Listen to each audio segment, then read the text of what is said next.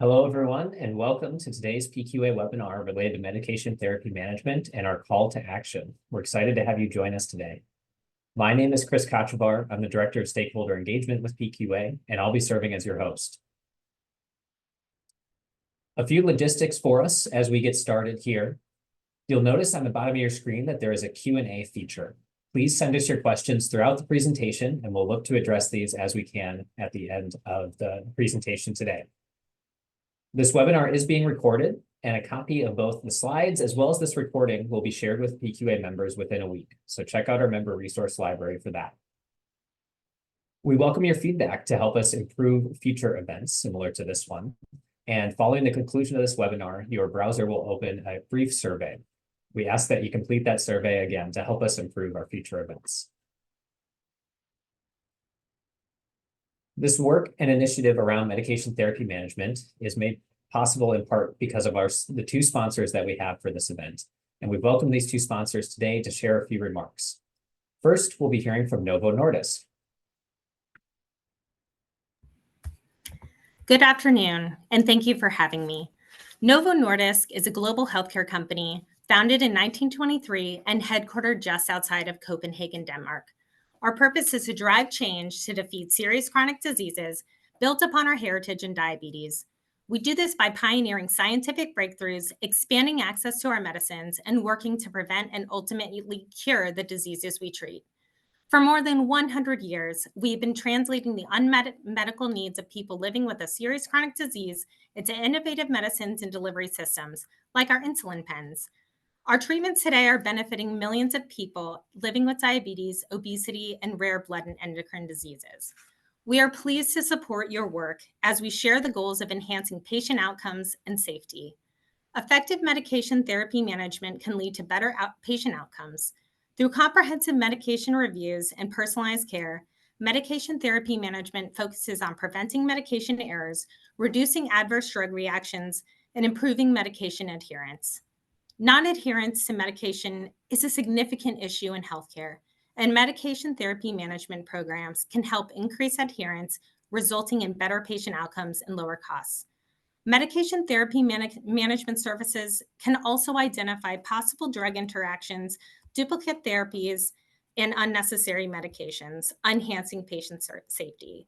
Supporting a mission to improve medication therapy management aligns with the objectives of Novo Nordisk to enhance patient outcomes, reduce healthcare costs, and contribute positively to public health.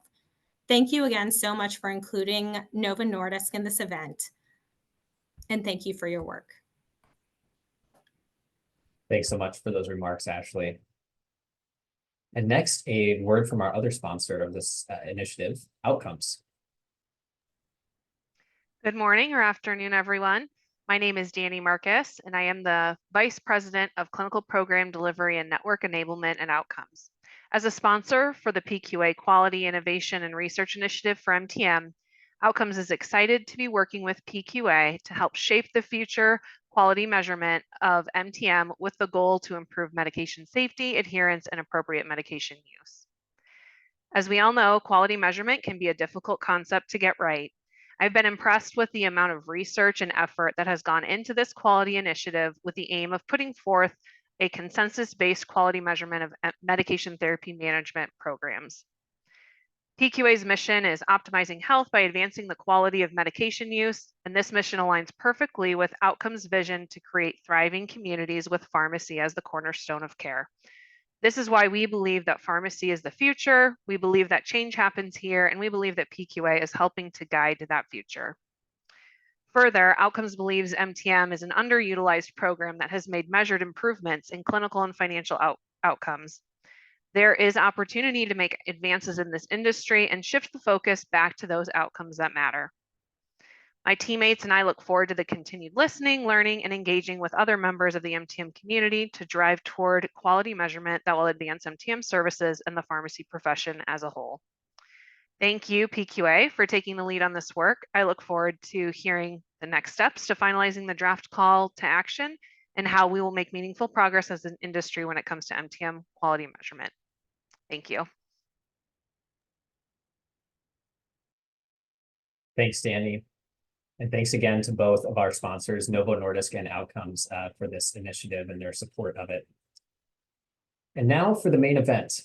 I'm joined today by three colleagues from PQA, Melissa Castora-Binkley, our Senior Director of Research, Lisa Hines, our Chief Quality and Innovation Officer, and Carly Vogel, a Research Associate with PQA. These three serve as our subject matter experts related to this initiative on MTM. Before I pass it over to Lisa, I do want to cover from a high level for those that are perhaps unfamiliar or need a refresher about PQA and who we are as an organization. At PQA, we're dedicated to improving safe, effective, and appropriate medication use, as well as addressing issues that impact a person's ability to both access and use medications appropriately. We do this through our four cross-cutting roles that really overlay with one another, and which you'll hear more about throughout the conversation today related to MTM. We're a quality measure developer and steward and maintain our measures in order to ensure they stay relevant to the most recent evidence and data. We're a researcher looking to research for innovative methods of measurement, as well as analyze the impact that our measures have. We're an educator and look to be a platform for best and innovative practices related to medication use. And finally, we are a convener, both, of course, in a webinar such as this and bringing together a broad swath of healthcare stakeholders, but also in our in-person events, such as our MTM Convenes event that we hosted last November. With that, I'm going to pass it over to Lisa Hines to discuss further about MTM, both from a high level and the importance of this initiative and the work that we're doing at PQA. Lisa? Thank you so much, Chris. I'm going to provide some background regarding why we are focusing on MTM program quality. The Part D MTM program began in 2006 with the implementation of the Medicare Part D prescription drug benefit. MTM services include high-touch interventions to engage the beneficiary and their care teams. Importantly, CMS's goal for the Part D MTM program are to ensure optimum therapeutic outcomes through improved medication use and to reduce adverse events. Regarding the scope of this initiative, we recognize the value of MTM services in other settings and programs beyond Part D, including what's known as comprehensive medication management. Although this initiative is specifically applicable to Part D, we understand the broader implications and influence on medication management services and pharmacy practice. The three main general requirements for the Part D MTM program for eligible beneficiaries are an annual comprehensive medication review, or CMR, quarterly targeted medication reviews, or TMRs, and information about safe disposal of prescription medications. These interventions are intended for both beneficiaries and prescribers, and we'll discuss the need for collaboration with prescribers later. The annual CMR requirement is the basis for the PQA CMR completion rate measure that was first implemented in Part D star ratings in 2016. Although the measure is intended to establish a minimum level of service provision, we need to move further to assess whether a minimum standard of practice and quality care is provided to the Part D beneficiaries.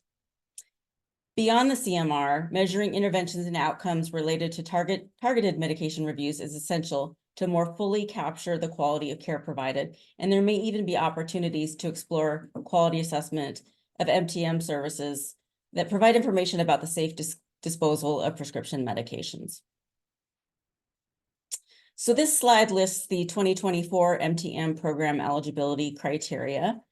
Plan sponsors must target beneficiaries with a minimum threshold of 2 to 3 chronic diseases who have filled a minimum threshold of 2 to 8 covered Part D drugs and who are likely to incur a minimum threshold of annual costs for covered Part D drugs.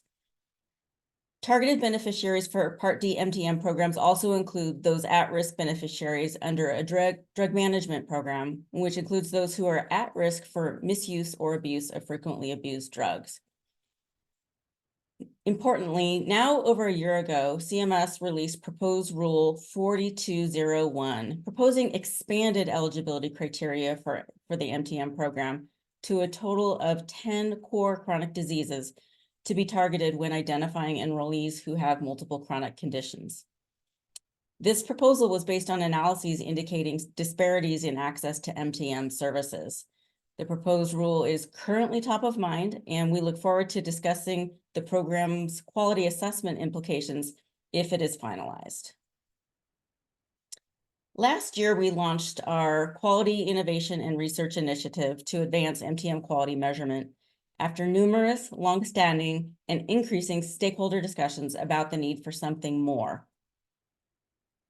There's an imperative need and opportunity to improve the evidence base, practice and data interoperability standards, and patient-centeredness to advance MTM program quality assessment. We've been working for nearly 10 years to advance MTM quality measurement beyond the process of CMR completion. And this includes collaborations with many professional pharmacy organizations and broad industry stakeholders. We have some new momentum now, and including this initiative that we're very excited about. Access to encounter data from the 5-year enhanced MTM model may still shed some light for researchers to improve the MTM quality evidence base. And in addition to the need for high quality research to address gaps in the evidence base, standardized clinical documentation of MTM services remains necessary to advance this quality measurement. I'll now hand it over to Melissa to walk through how we approached this initiative. Thanks so much, Lisa. We undertook a number of activities during this phase of our quality initiative. We did an environmental scan, we held a live workshop, we had a public comment period, and then here we're at our webinar, and then soon we'll have a final report that summarizes the initiative. I'll tell you a little bit more about the activities that we finished. Starting in June of 2023, we conducted a robust environmental scan that included peer-reviewed literature, gray literature, federal resources, and 2 stakeholder surveys. 23 studies were reviewed to identify the evidence supporting the correlation between MTM services and outcomes. Most of the studies focused on comprehensive medication reviews. There were several design-based limitations of the studies, as well as data source limitations that curtail our effort to truly understand the process outcome linkage. Research consistently suggested that MTM eligibility criteria may not effectively identify beneficiaries who would benefit from MTM services, and a number of subgroups experience inequities in access to and receipt of services. We reviewed the literature related to patient perspectives of the program, including reasons associated with accepting the services, the value of the services from the patient perspective, and aspects that are important to beneficiaries regarding things like the mode of delivery or familiarity with the provider.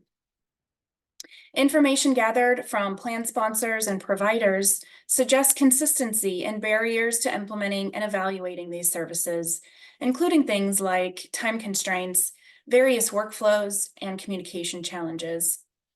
Finally, we conducted 2 stakeholder surveys to characterize the use of measures being used to assess MTM quality and documentation practices, as well as the use of the medication therapy problems categories framework. Our in-person workshop was conducted in Virginia, November 2nd of last year, and we had a series of panels focused on patient and caregiver priorities, learnings from the Part D enhanced MTM model. We summarized the environmental scan related to quality and health equity priorities, and we unveiled our call to action. Our draft call to action had a total of 8 elements and was made available for review and input from December of last year to January of this year. And now I'll hand it over to Carly to talk to you more about the public comments. Thank you, Melissa. Before diving into the summaries of the comments that we received for each element, I'm going to provide some brief background information on the process of the public comment period and our analysis. So this process began back in December when we solicited input from PQA's members and other MTM stakeholders until January 12th. In the request for comments, we listed each element of the draft call to action, and we asked for input on relevant stakeholders and general comments that respondents had for each element. We also asked respondents if there are any additional elements that we should consider adding to our call to action. So we received comments from 34 respondents with no overlap in organization, and we had almost 200 comments to analyze, and that excludes cases where no comment was provided. The focus of our analysis was on what respondents thought about each element and what we should consider changing, if anything. So to help us digest all of the content that we received, we employed some qualitative analysis tools. Specifically, we decided to take an inductive approach to thematic analysis, where we used an open coding process. So we did not have a predefined code book, and we let the data guide the coding. This also means that our analysis was an iterative process with multiple rounds of reviewing the responses and applying codes as appropriate. Here we can see a breakdown of who our respondents were by stakeholder type, and this just is to provide you with some insight into the different perspectives that make up the comments we received. And we can also see here that there is a variety of stakeholder representation, which is something that we strive for at PQA. As we move into the element summaries, I would just like to mention that the order in which our call to action elements were originally presented has been rearranged. We will be referencing them in a slightly different order today. And with that, I will pass it back to Melissa to begin our first element summary. Thanks so much, Carly. All right, let's jump in. So the first element we're going to discuss today is related to MTM eligibility. So we're going to start off with addressing what's probably the biggest change of all of our elements for this call to action. We heard pretty consistently that patient eligibility should not be dictated by the parameters of a quality measure. Therefore, we intend to separate the element of measurement from the concentration on eligibility. And just to note, as we go through our slides, we do have indications of agreement, but we did not ask for different levels of agreement through a Likert scale or something similar to that. It's meant to just represent some general sentiments that we heard through the public comments.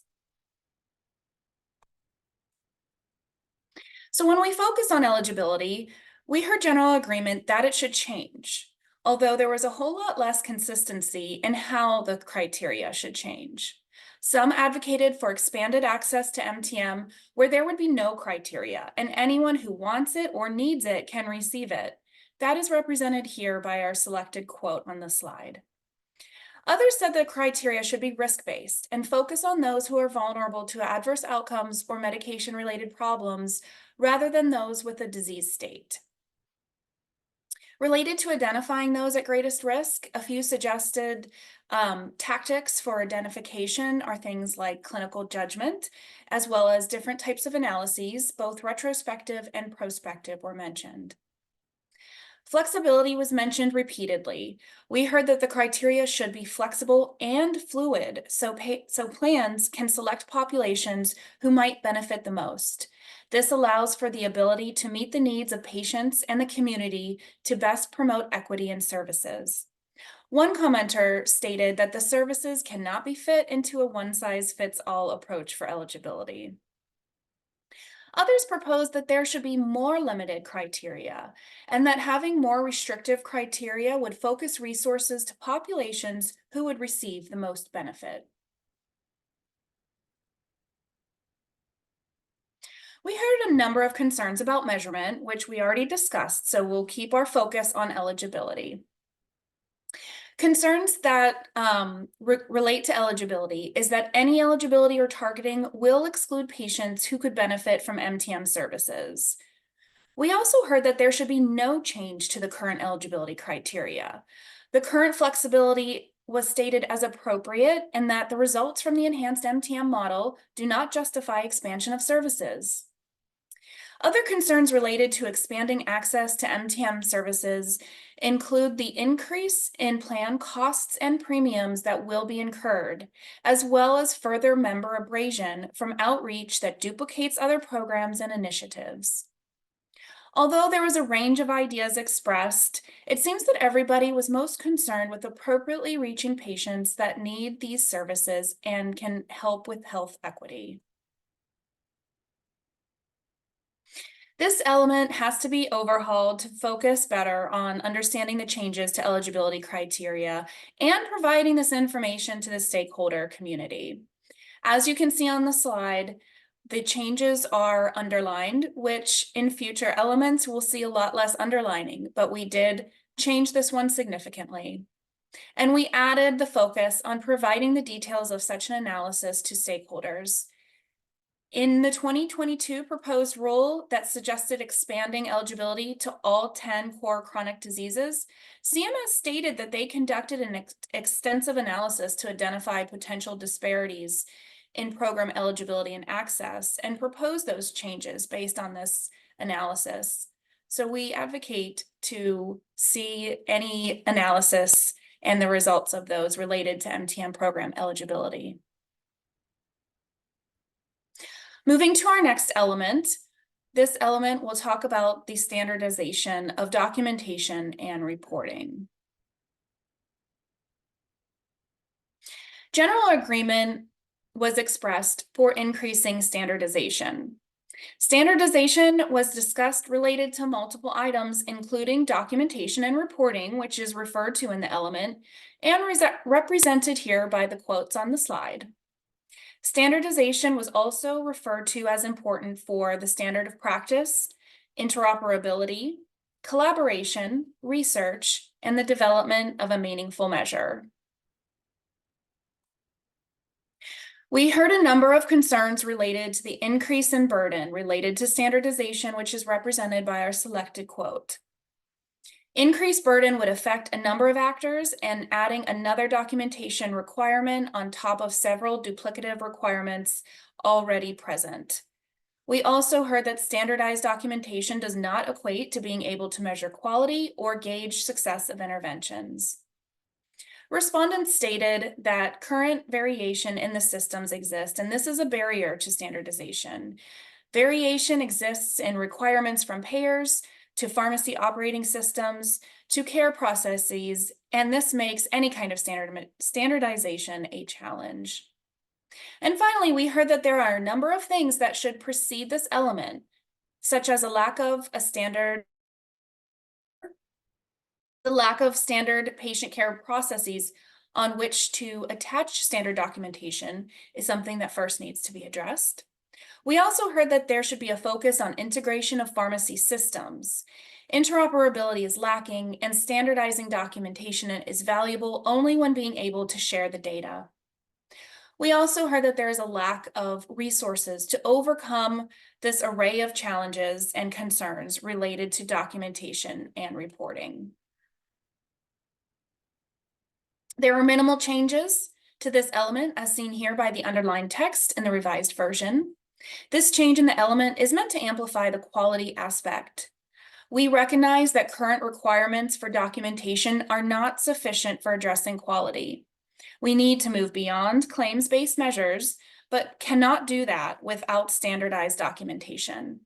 We're not advocating for adding more documentation, but rather how we document and making sure we document what's important. The next element we'll discuss is related to the medication therapy problem categories framework.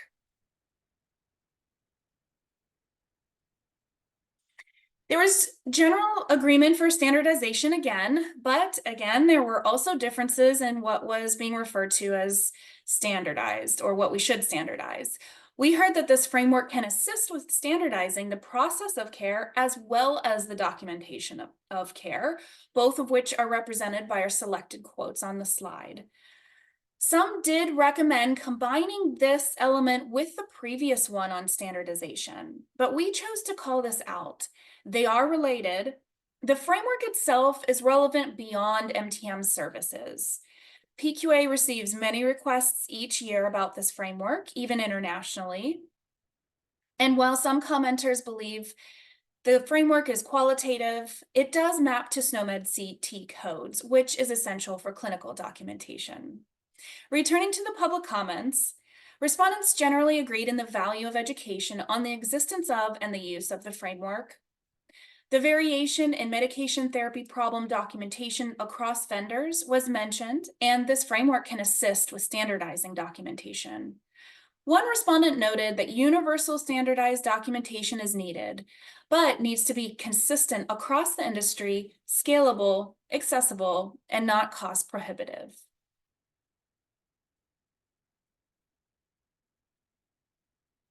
Respondents said that medication therapy problems are subjective and descriptive and should not be used to assess quality of care. They mentioned that we should focus on objective outcomes for measurement. Integration of systems and interoperability were noted as a barrier and should be in place prior to more documentation requirements. There was concern that more administrative requirements will take away from providing services. One respondent suggested a work group to gain consensus on how to move forward with this framework. A work group may be valuable given varying suggestions for changes to the framework, from simplifying it to general refinement to enhancing the standardization requirements. From PQA's point of view, the framework was not intended to be static, and we are open to revisions over time with stakeholder input.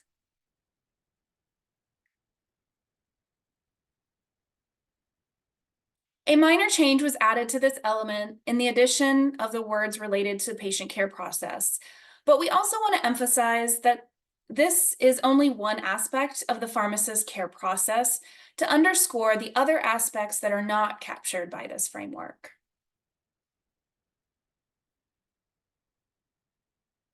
Okay, Carly, back to you. Thank you, Melissa.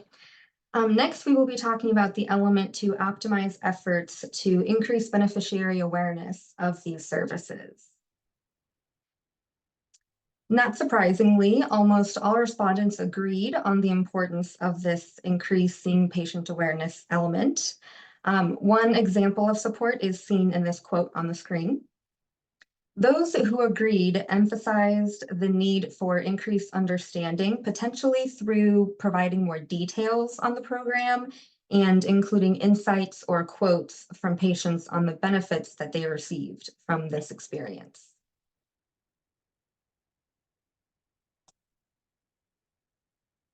While there was agreement, there were also some considerations or concerns that were voiced.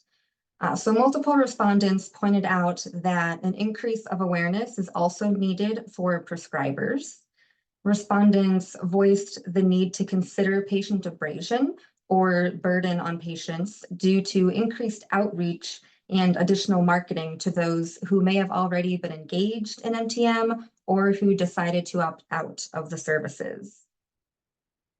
A couple of respondents expressed consideration of potential differences in the preferences of how to receive information as represented in the first quote. And this points to the need for research to identify the preferred way to provide information to patients and acknowledging that it may be different for some populations. We also heard that this element should occur in tandem with expansion of access to these services, that as a few respondents believe that it may not be worthwhile to broadly increase awareness if some beneficiaries don't have access to it. Other respondents agreed with this call, but they think that there are other steps that need to happen first before efforts should be made towards this element. Some mentioned how we need a standard of practice first so that patients can understand the program intent. Variable services may lead to confusion when educating patients on it. Others voiced that we need to demonstrate the quality of MTM services first before increasing awareness, as represented in the second quote. We can also see in this quote how this respondent viewed expanding access as something that needs to happen before increasing awareness, rather than in tandem with this element, as discussed by other respondents. One response indicated disagreement with this element, given the concern that there are already high CMR completion rates, so the level of awareness is sufficient, and priority should rather be placed on measuring the outcomes and the benefits the beneficiaries receive from MTM.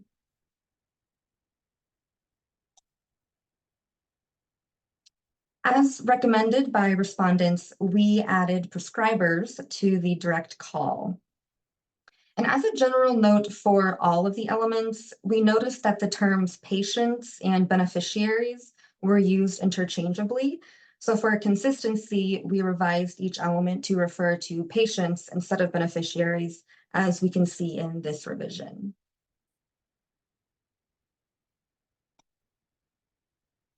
Moving on to discussing the element of amplifying the patient voice to improve patient-centeredness. Again, not surprisingly, we heard no disagreement with this call. So respondents pointed out that this is important on the measure development side to include patients in that process and to ensure that the measure translates to better outcomes and satisfaction with the services, as discussed in the first quote. And some also mentioned that it's important to hear patients' voice regarding opting in and out of services in order to avoid member abrasion, as represented in the second quote. To achieve this, one respondent suggested changing the language of opting in and opting out, as this can be confusing for some patients. So amplifying their voices on this matter may help to avoid the burden of additional communication that patients may not want. Along with agreement, respondents called out things that need to be considered during efforts to amplify the patient voice. Some respondents emphasized caution around additional outreach that may lead to patient abrasion. So this is similar to what we heard on the last element regarding increasing awareness.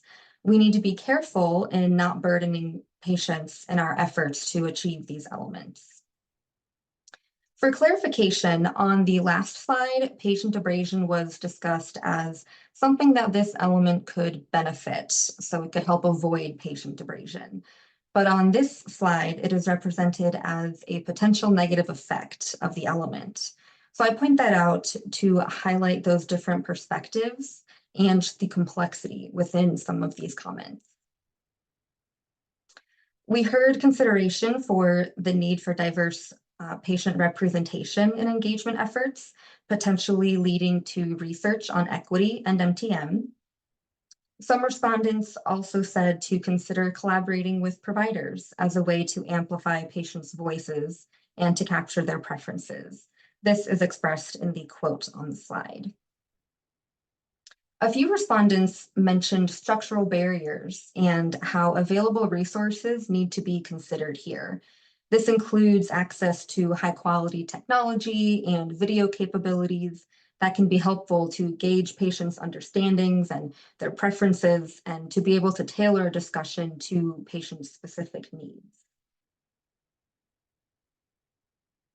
Given these comments, no changes were made to the direct element, but we do acknowledge the considerations of respondents, and these considerations will be discussed in the final report for readers to consider when thinking about this element and how to achieve it. For enhancing collaboration between prescribers and MTM providers, we heard general agreement on the need for this collaboration. Respondents mentioned that a more collaborative approach could benefit provider burden, as described in this quote. Other respondents pointed out that this is needed to measure quality of MTM, and one respondent voiced that providers have to be engaged in order for pharmacists to be measured on the quality or value of MTM.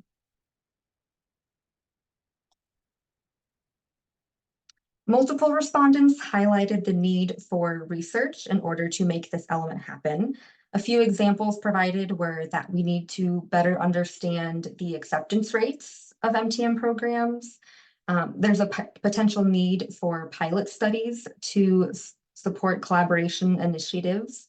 And we also need to research how to improve and understand shared decision-making in this space. Some respondents expressed concern for lack of interoperability as represented in this quote, and others acknowledged that achieving this element will require collaboration among stakeholders. And included in those stakeholders are health plans, who we heard should be considered within this element to enhance collaboration.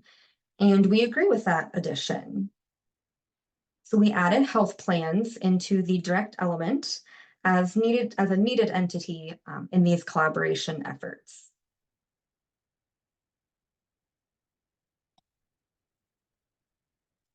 Regarding increasing the access to enhanced MTM data, agreement on this call primarily stems from the notion that we can still benefit and learn from enhanced MTM, as highlighted in this quote.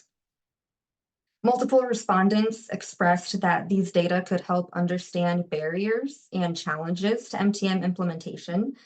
It could provide different insights into various aspects of the services, and it can ultimately allow for the improvement of MTM. Some respondents who found value in this element voiced that there needs to be a proactive approach to what we are looking for in these data, as expressed in the first quote. This approach would prevent the release of data that would not be useful, and that in turn would decrease any operational burden associated with increasing this access to the data. A couple of respondents agreed that this might be helpful, but it depends on the quality of the data. One respondent questioned if we can compare apples to apples here. They pointed out that not every health plan has the resources or interoperability to implement what enhanced MTM participants did. A couple other respondents did not see value in this element as represented in the second quote. And one respondent mentioned how this does not solve the problem of creating consistency in MTM delivery. So we should focus on a standard of practice and recognizing pharmacists as providers nationally. No changes were made to this element, but considerations will be presented and discussed in the final report. And I will pass it back to Melissa to discuss our final element. Thanks so much, Carly.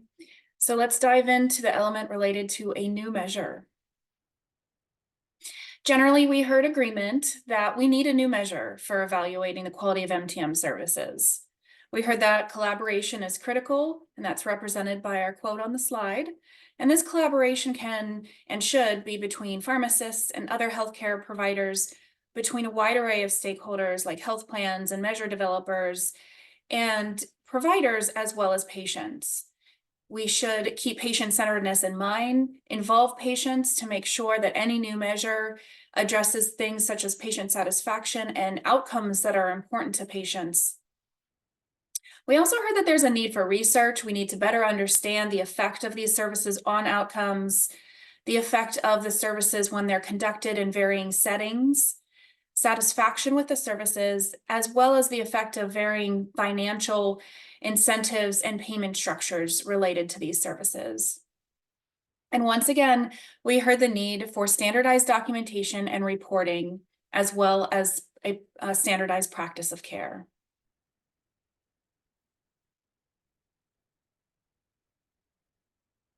We heard a number of concerns and considerations related to the creation of a new measure in this space. Many of them we consider structural barriers, such as limited interoperability, the lack of financial incentives, alignment, and reimbursement, the lack of communication between providers, and the pharmacist environment in general, including staffing shortages and long wait times to see providers. excuse me, health equity was something that was recommended to keep in mind for a new measure, and that is represented here by our quote on the bottom of the slide. And pharmacists' scope of practice is limited, and this prevents them from impacting outcomes, and that's represented by our quote at the top. The lack of data and information is a problem when it comes to developing an impactful performance measure. Data and infrastructure are currently too underdeveloped to pursue this. And we also heard that this just cannot be achieved. Nevertheless, we will retain this as a call to action to develop a new performance measure for MTM quality, and there's no change to the wording of this element. I do want to note, though, that we reordered these elements, as Carly mentioned at the beginning of this section, and we moved this one to the end because we recognize the number of actions that are needed before we can do this.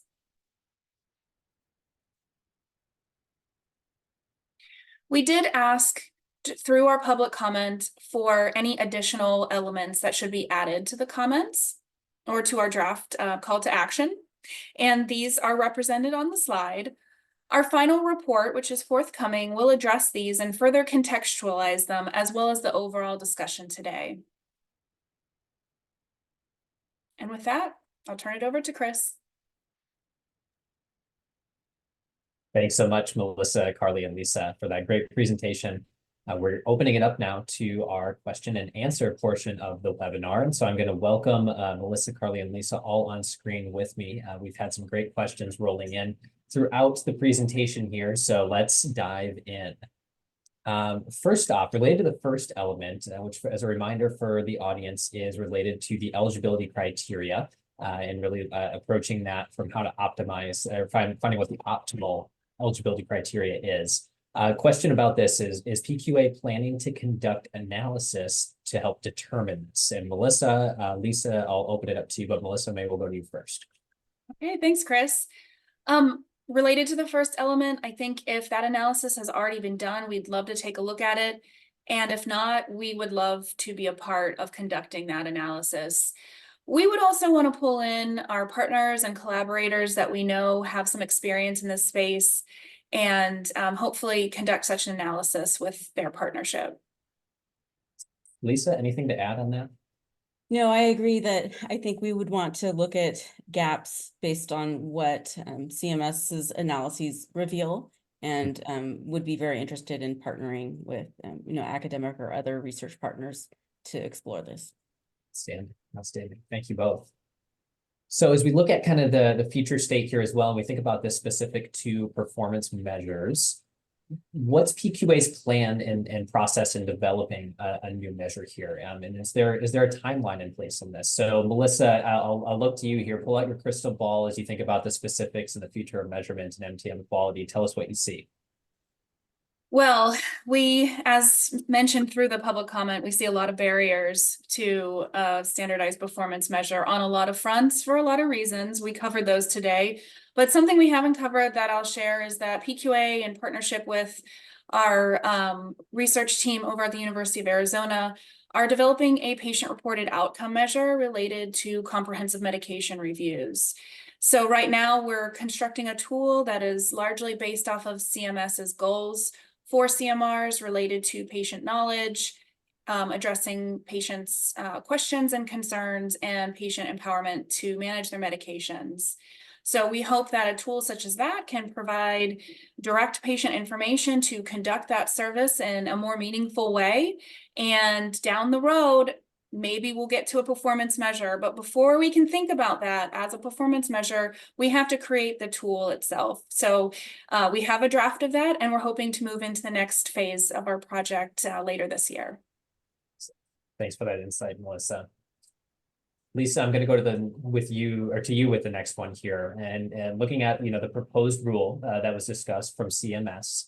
If that rule is finalized in some capacity, either fully or partially, how will that impact the work that's being discussed here? I think it would open up potential opportunities for additional quality measures focused on specific therapeutic areas based on the chronic diseases. So, other than that, though, I don't think that finalization of the proposed rule will really impact what we're doing here. We're going to stay the course, and it all remains true. Right, right, yeah, and as we focus in on the eligibility criteria and other key areas here as well, and patient education around this, those get amplified, I think, even further with the potential finalization around that. So thanks, Lisa. All right, so we talked here about the medication therapy problem categories framework, but we didn't talk about the medication therapy problem resolution monitoring measure. So key variations there in what those two things are. But as we look at this, Lisa, I'll go back to you here. What do you envision is next related to implementation of that measure? I think that we received pretty consistent feedback that there were concerns about that measure being used for performance evaluation. It was intended to promote standardized documentation, and it still can be used down the line to promote standardized documentation once we get everybody on the same page related to how to identify and document the problems. We need to know what interventions occur to resolve them and the status of that resolution. So, it won't go away. It may turn into some research and demonstration projects. But we think that the fundamental right now is to focus on the original framework and not that monitoring measure. Excellent. Thanks, Lisa. All right, Lisa, we're gonna triple down here with you as well. So, heard a rumor that CMS is planning to phase out the CMR completion rate measure. Yeah, what are your thoughts? What is your insight say on that one? Well, we don't have the inside scoop. PQA doesn't have any insider knowledge or are aware of anything before it hits into the public domain. But I do wonder if there may be confusion because there's the proposed rule to expand the eligible population, which would then be a substantive change to the CMR completion rate measure. And CMS has indicated that if that expansion occurs, that the CMR completion rate measure would shift to be a display measure for at least 2 years through the usual process of migrating substantive changes in the stars. So that may be where the rumor came from. We would really like to see a new measure before that one is sunsetted. Absolutely. Thanks for that insight, Lisa. As I'm looking at the Q&A coming in here as well, Melissa, and we'll start with you, Melissa, here, and then Lisa, we'll look to you for any thoughts, and Carly too, I guess, when it comes to, the kind of data sources as we look at this. So question being here, as health plans and really other entities more broadly, move to electronic clinical measures based on, for clinical documentation, whether that's EHR or whatever that might be categorized in. How will either current or future efforts around MTN quality measures integrate in with the kind of shifting data environment that we see and documentation that we see? So Melissa, we'll start with you here. Yeah, it's really exciting. More data sources are great for measurement because it opens a whole world of possibilities depending on what we're looking at. But the fact remains that standardization is still an issue in this space. And so that's something that will still need to be addressed. And when it comes to electronic medical records, a lot of times you can do the standardization on the back end. And so, it's still part of the conversation, I think, and still relevant to our call to action, but really good question. Excellent. Thanks, Melissa. Yeah, and that standardization, certainly being a key piece on the data sources here as we look at PQA to address this from a national standpoint, not just, as we addressed in the webinar here, obviously there's differences in practice environments depending on state and even regional areas, but as we look at this from a national level and trying to have that implemented, standardization across the board is key before we're able to look at those other type of data sources. Thinking about this here, we have a few minutes remaining on the webinar as well. Melissa, any thoughts circling back on the kind of tool for patient experience with MTM? Do you have any thoughts or any vision right now as to what that will look like, the data contained, things like that, and understanding that there's been some preliminary work done here. So if you have any additional details there, looking at again, what that tool will look like, what data might be available within that, as well as access to that tool. Yeah, Chris, that's a great question. I'm sure my prior response helped generate some curiosity around that. I think that characterizing it as a patient experience tool is inaccurate because patient experience is more of what it sounds like, how they experience the service, and that can have a lot of bias in it and isn't necessarily linked to outcomes. So what we're looking at is really a patient-reported outcome measure, and the outcome portion of that is a bit of a misnomer, but what we want to focus on is a tool that's provided to patients that a provider would get before they even engage with a comprehensive medication review. So this would ask the patient, do you feel knowledgeable about your medications? Do you have outstanding questions or concerns about your medications? Do you feel like you can manage your medications? And think of it in maybe a Likert scale. And so once we validate the different items and how they're unique and what level indicates needing sort of an intervention that can be done through a comprehensive medication review, then that will help guide the experience. So before an MTM provider even enters that conversation with the patient, they have an idea of where they might want to focus that service. So this is something that happens on the front end, and how that evaluates quality is something that is several steps down the line. So that's not something that we'll necessarily focus on right now, because we first need that tool to be used on the front end of the service to help provide better quality during the service. Thanks for those insights, Melissa. Really, really rich here as well.